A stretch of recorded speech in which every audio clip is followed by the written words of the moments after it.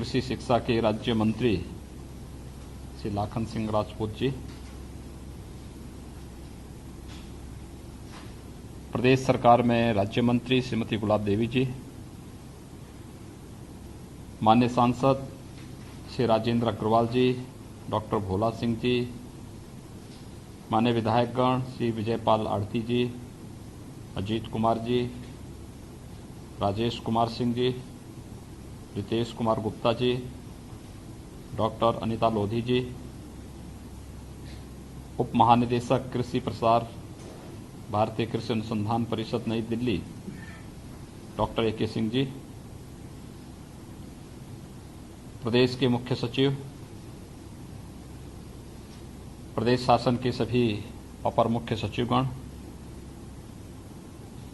Police महानिदेशक, कुलपति सरदार वल्लभ भाई पटेल कृषि एवं प्रौद्योगिकी विश्वविद्यालय मेरठ डॉक्टर आर के मित्तल जी, अपर मुख्य सचिव कृषि, कृषि शिक्षा एवं अनुसंधान श्री देवेश चतुर्वेदी जी, और आज के इस कृषि विज्ञान केंद्रों के उद्घाटन और शिलान्यास कार्यक्रम के साथ जुड़े हुए सभी उपस्थित महानुभाव,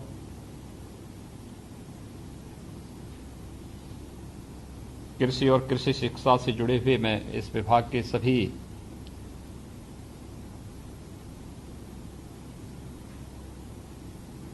मंत्रीगण, अधिकारियों को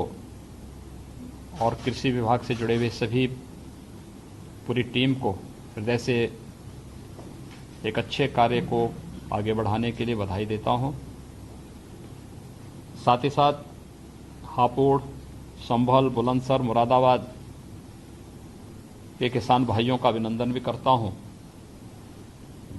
जिन्हें आज केंद्र और प्रदेश सरकार के संयुक्त सहभागिता से 4 जनपदों में 4 नए कृषि विज्ञान केंद्र स्थापित होने जा रहे हैं। मुझे याद है जब हम लोगों ने 2017 में प्रदेश की बागडोर संभाली थी, प्रदेश में केवल 68 स्थानों पर कृषि विज्ञान केंद्र थे और इसमें भी ज्यादातर बदहाल स्थिति में थे। 2017 में कृषि विभाग ने पहल करते हुए भारत सरकार से 20 नए कृषि विज्ञान केंद्र स्वीकृत करवाए। आगामी 1 वर्ष के दौरान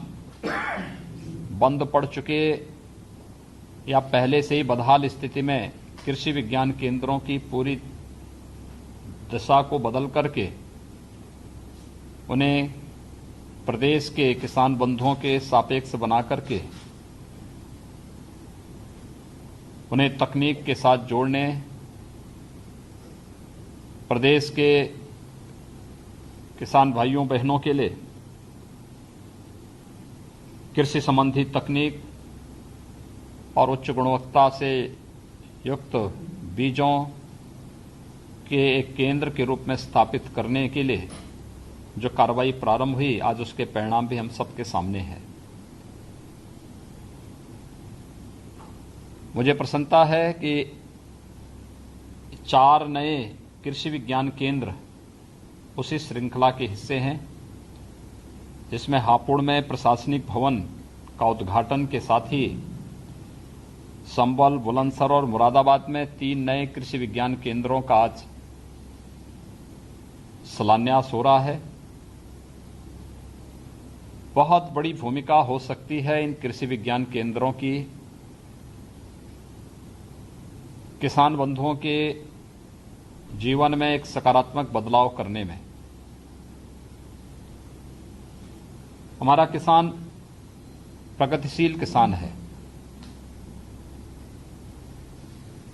वह नया अनुसंधान चाहता है, नए तौर तरीके के साथ अपनी खेती को आगे बढ़ाना चाहता है,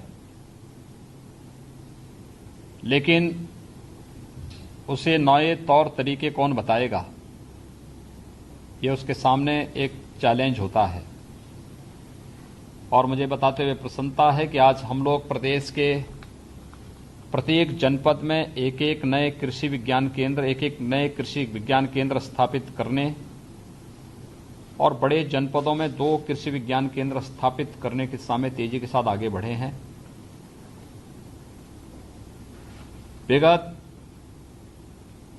3 वर्षों के दौरान कृषि विज्ञान केंद्रों की इस नई श्रृंखला ने किसानों को आधुनिक तकनीक के साथ ही उन्हें उन्नत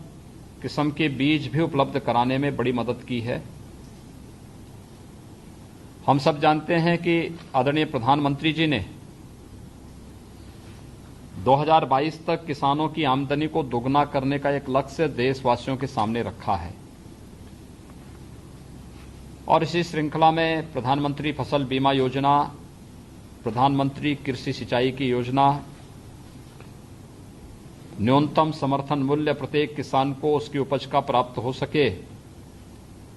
जहां इस पर जोर दिया गया है, वहीं साथ ही साथ इस बात पर भी जोर देने का कार्य हुआ है कि हर एक किसान को प्रधानमंत्री किसान सम्मान निधि के साथ जोड़ने के साथ ही किसान की उपज को किसी भी प्रकार के टैक्स से मुक्त करने की कार्रवाई हो। एक स्वस्थ प्रतिस्पर्धा को आगे बढ़ाने का जो कार्य हुआ है, हम सब आभारी हैं प्रधानमंत्री मोदी जी के, जिनके कारण कृषि क्षेत्र में एक नई प्रतिस्पर्धा प्रारंभ हुई है जो किसानों के व्यापक हित में है। अब किसान वन नेशन वन मार्केट के इस एक नए युग की ओर जा रहा है, जहां वह अपनी उपज को देश के अंदर कहीं भी बिक्री करने के लिए पूरी तरह स्वतंत्र है, लेकिन साथ साथ शासन उसे न्यूनतम समर्थन मूल्य की गारंटी भी दे रहा है। हमें स्वस्थ प्रतिस्पर्धा को आगे बढ़ाना ही होगा। अगर किसानों की आमदनी को बढ़ाना है, 2022 तक इस लक्ष्य को प्राप्त करना है, तो कृषि क्षेत्र में हो रहे बदलाव को हम लोगों को खुले दिलो दिमाग से स्वीकार करते हुए इस दिशा में बेहतर प्रयास करना चाहिए। किसान भाइयों और बहनों को भी इस बारे में ध्यान रखना होगा कि वह तकनीक को अपनाने में कहीं भी पीछे न रहें। हमें तकनीक को युद्ध स्तर पर अपनाना होगा, समयबद्ध ढंग से आगे बढ़ना होगा, फसलों की विविधीकरण की तरफ जाना होगा और साथ साथ अपने आप को नए युग के अनुरूप, इन नए बदलाव के अनुरूप अपने आप को तैयार करना होगा। हमें किसी क्षेत्र में पीछे नहीं रहना है और मुझे लगता है कि इसके लिए राज्य की 4 कृषि विश्वविद्यालय, हमारे सभी कृषि विज्ञान केंद्र इस दिशा में बेहतर प्रयास कर सकेंगे, ये मुझे पूरी उम्मीद है। मैं आज के इस अवसर पर प्रदेश के अंदर किसानों के हित में किए जाने वाले इन कार्यों को हम लोगों ने कोरोना कालखंड में भी देखा है। उत्तर प्रदेश पहला राज्य रहा जिसने लॉकडाउन के दौरान अपनी 119 चीनी मिलों का संचालन किया। प्रदेश के अंदर लगभग 200 के आसपास क्रेशर, खांडसारी के जुड़े हुए उद्योगों को लाइसेंस दे करके गन्ना किसानों की वर्षों से चली आ रही